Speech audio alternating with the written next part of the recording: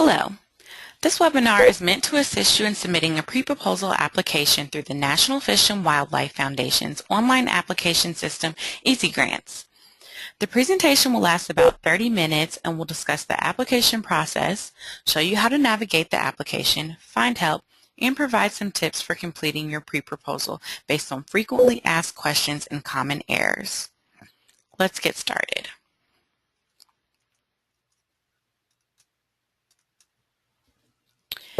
Submitting a pre-proposal. The Foundation only accepts proposals completed in the online grant system.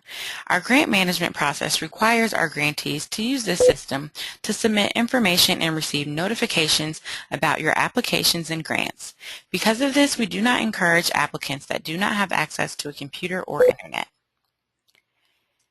EasyGrants can be accessed from this quick link, which we suggest you save as a favorite or bookmark for further access, as it will bring you to the login screen. This is the page where you'll put in your login ID and password. If this is your first time using EasyGrants, click on the Register Here link to create a new account. The registration page requires you to fill out some basic contact information. You must fill out everything with a red asterisk. Your email will also act as your login ID. Please pay careful attention to the password requirements.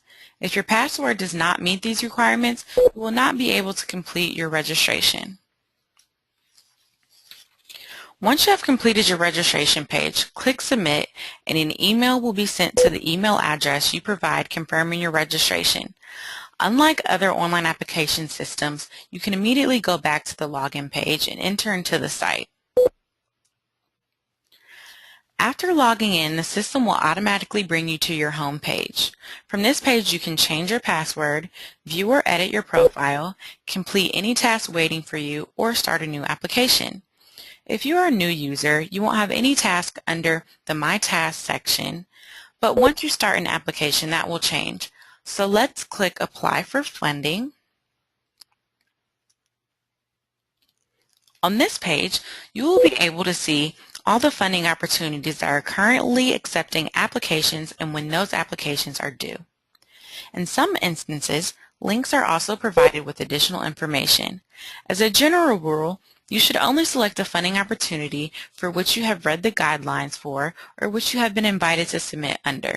Some funding opportunities will be listed as invitation only and are closed calls, but others may have more specific requirements than the title suggests and could be a waste of time for you to apply. If you have read the guidelines and still have questions about your eligibility or nexus to the program, contact the Foundation representative listed at the bottom of the guidelines document. Once you have identified a funding opportunity that has a nexus for your project, select it by clicking on the circle and then clicking Continue.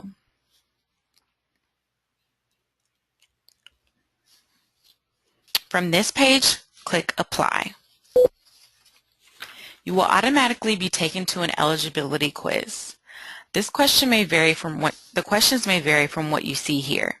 This is an opportunity for the Foundation to make sure you are aware of the restrictions and guidelines for both of your funding opportunities and your Foundation policies and our Foundation policies for contracting should you be awarded funds. Typically, there are 3 or 4 questions to confirm you have read the guidelines for the funding opportunity, that you are eligible to apply, and that you are authorized to submit a proposal on behalf of your organization.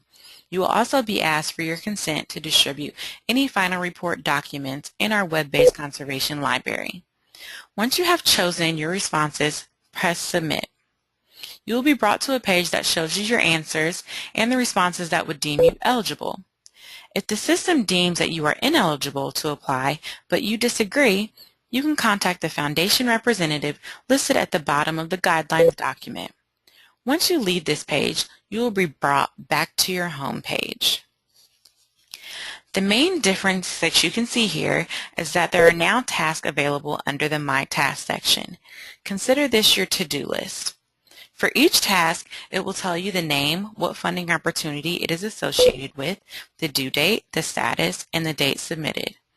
For some tasks, there will be a View PDF button. This is not going to be helpful for you until after you have completed the online proposal. Then you can return at any time to reference what you submitted or share with others as needed. Our example shows just this application that we are starting here, but returning applicants may have several applications in progress under different funding opportunities, and you may need to expand the list to access the one you are looking for. I would like to take a moment to emphasize a really great feature of EasyGrants. You do not need to complete your application all in one sitting. In other words, you can fill out portions of the proposal, save, and then exit EasyGrants and come back whenever you'd like, as many times as you'd like, before submitting the application. But I'll go through all the steps in one sitting today. So let's get started. First, click on the task name Pre-Proposal. You'll be brought to a list of all the pages that need to be completed for your application. This page allows you to see at a glance which pages are complete and which ones still need information before you can submit. As you can see, some may already have check marks even though you haven't filled anything out yet. This is due to a validation that the system does on numbers and will change after you've completed the first page. If you have questions while you are filling out any of these sections, there are lots of support options. On the left-hand pane, there's an FAQ link and a help link, both of which provide detailed information about how to complete the proposal. Information on the help link will also change to be specific to the page that you are viewing. If you cannot find the answer to your question here, you can call or email our technical support staff via the contact information on the bottom of the page.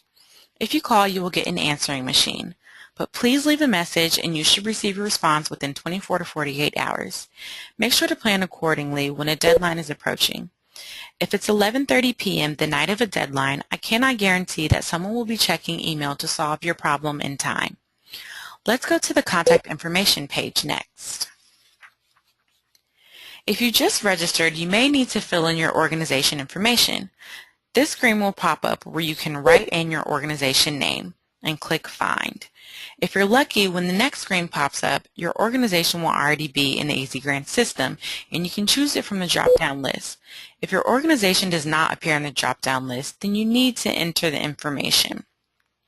One problem applicants sometimes run into is that when they enter their EIN or tax ID number, an error message appears that is already in the EasyGrants system. If this happens, contact our technical support. They will get back to you with a solution, and in the meantime, you can continue to fill out your application. Once you have your organization information filled in, check all of the other required fields. It's a long list, so it goes into the second page of my slides. Once it is all filled out, click Save and Continue and move along. But one more thing before we forge ahead. Please save often. EasyGrants has a timeout mechanism, so if you are inactive for a certain amount of time, the system will log you out without saving your work. At any time, you can scroll to the bottom of the page and hit Save. I suggest you do this often. Okay, moving on. Next, we're going to fill out the Project Information tab. We're starting to get to the meat of the application. On the project information page, you will encounter character limits for the first time. Don't fight them. They are to populate our database and are meant to be brief to fit into spreadsheets. You will have opportunities to provide more detail in other sections of the application, but first fill in the amount being requested. For the pre-proposal, you do not need to submit a detailed budget, but for your own reference, you will want to have your budget fairly well developed so you can provide an appropriate request. As OMB circulars change, so do NFWF policies. Therefore, even if you have applied previously, we strongly recommend that you review the NFWF guidance for allowable budget items and indirect costs at this time so that your request amount is an accurate estimation of your needs and you do not have surprises later. Also, make sure to build in whatever funds you will need to evaluate the success of your project. You can find more information on our indirect policy at the link below. Next is the matching amount proposed. Note that we are looking for the amount proposed or pledged. You may not have these funds in hand and you may be soliciting more than this amount, but this is the amount you're willing to commit to raising in contract. You will have an opportunity to outline more information about your sources of match in a few pages. Some funding opportunities require a one-to-one match and others do not. Make sure you know what is required for your application. For the start date field, you should provide the date of the scope of work for the proposal you are submitting, including the activities covered with matching funds. If you are flexible in your start date, you should look to start at least 30 days after the estimated notification date of awards. Similar guidance applies to the end date field. Look to the scope of work of the proposal, including the matching funds and the guidelines of the RFP, which may have restrictions on the length of the project period. Often we receive questions asking about extensions before the applications have even requested funding. While we know that there are sometimes delays in getting a project implemented, please do not assume that you will be granted extensions if you request them. Instead, be more realistic about what you can achieve within the project period that you present. These next short descriptions I'm about to walk you through may be used to inform outside reviewers, so they need to be descriptive at a glance. All of this information is intended to provide a snapshot of what you are proposing to do. You will have an opportunity to provide more information about your intended goals, activities, and outcomes in your pre-proposal narrative. Our help documents and the tip sheet associated with your funding opportunity have more information about how we would like you to construct your titles, project description, and summary, but here are a few tips. For project title, you have 300 characters and have specific formatting requests like capitalization, representation of state abbreviations, etc. For consistency in our database, you want to try to include what the activity is, what species or habitat it is impacting, and where the project is taking place. See the tip sheet for examples and formatting guidelines. For the project description field, write your 1 to 2 sentence marketing pitch.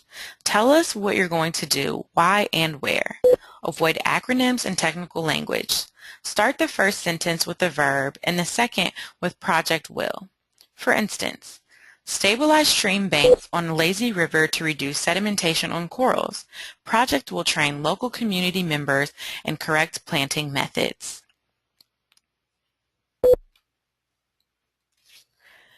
For the summarize the long-term outcomes of the project field, you want to provide details of the expected outcomes from your proposed activities. Use quantified metrics or percentages to long-term targets as much as possible.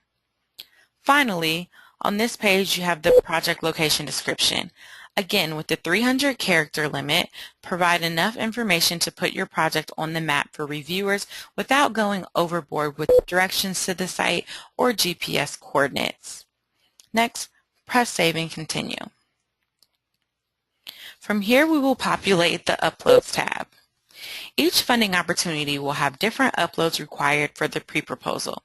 In this example screenshot, the applicants are only required to submit a pre-proposal narrative, but some programs will require additional documents. I am not going to go into any detail about specifics in this presentation, as content is specific to each program. Most likely, you will have an opportunity to attend a live presentation that will provide specifics on priorities for your funding opportunity. To download a template, click on the link and save it to your computer.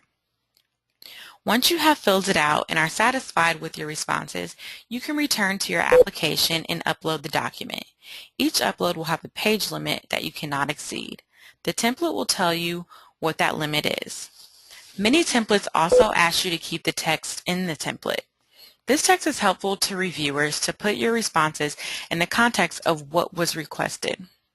If you are pressed for space, you can remove the subtext, but should retain the headings. We will assume we have completed these templates at an earlier time and are now ready to add them to our application. You will want to select the type of document that you are uploading. Select Continue. You'll be brought to a new page where you can browse for the document to upload. Once you have found it on your computer or network, click the Upload button. Once it is converted, this page will refresh to show you the upload details. Click Continue when you are satisfied with the upload. You can delete and start over if you make a mistake. You will go through this process for each upload file. Next, we will populate the matching contributions. At this point, you're almost done. This page is where you can enter information on the match that you pledged back on the project information page. You may remember that this page was initially listed as complete with a green check because the amount pledged 0 equaled the amount described 0.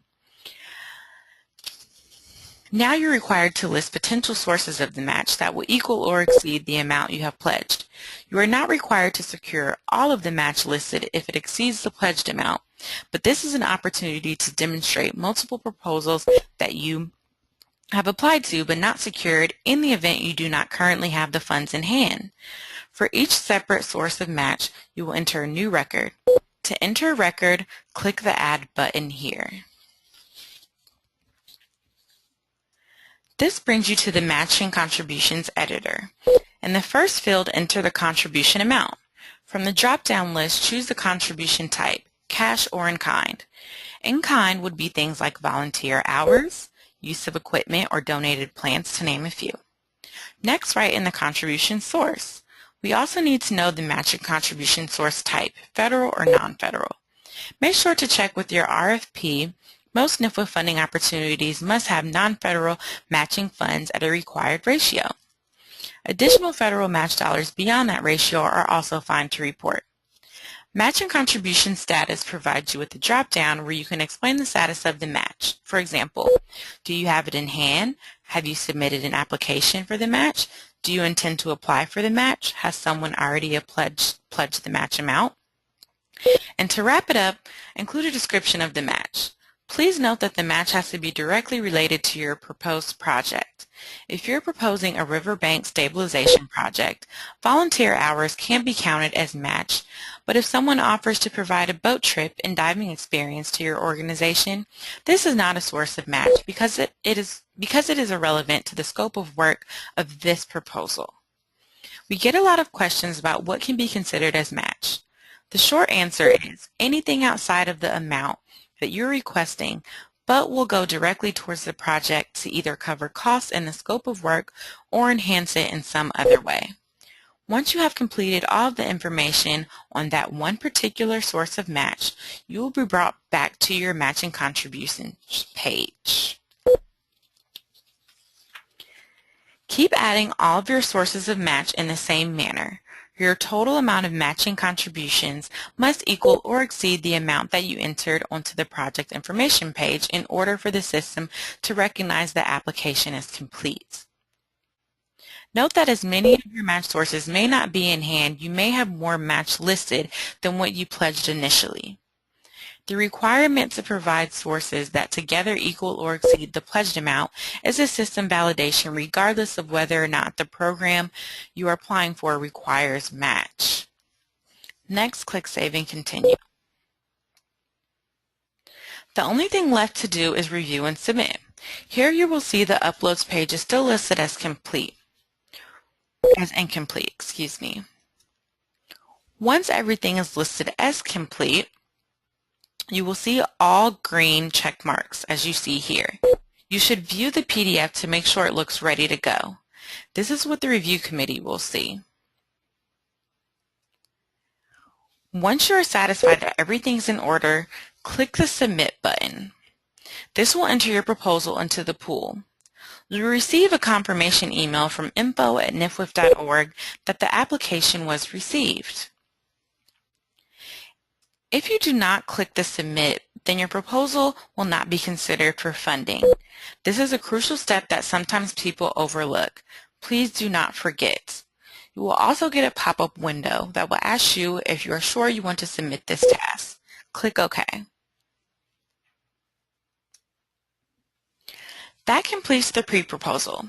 Check your program's RFP to see when notifications are anticipated from the pre-proposal review. You will receive an email indicating whether we are requesting a full proposal of your project. If you receive an invitation to submit a full proposal, then please read it carefully as it may contain specific guidance to your proposal from the review committee. For any additional help, you can always call upon NFWF staff. Thank you.